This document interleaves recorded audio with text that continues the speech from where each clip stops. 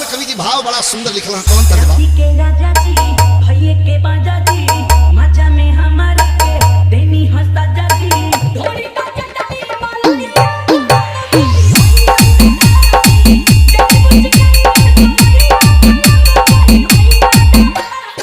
दादी के राजा जी भैये के बाजा जी मजा में हमारे के देनी हंसता जाजी ढोली का चटनी मालूम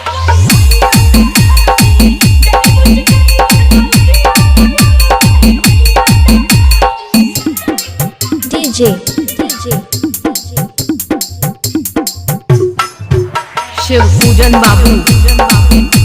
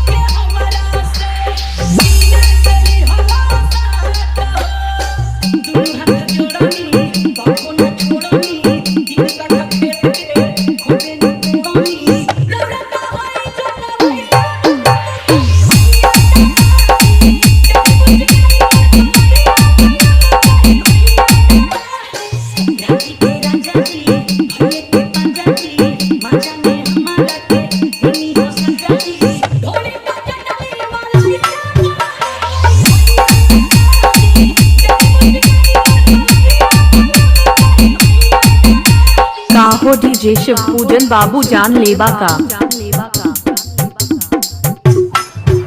शिव पूजन बाबू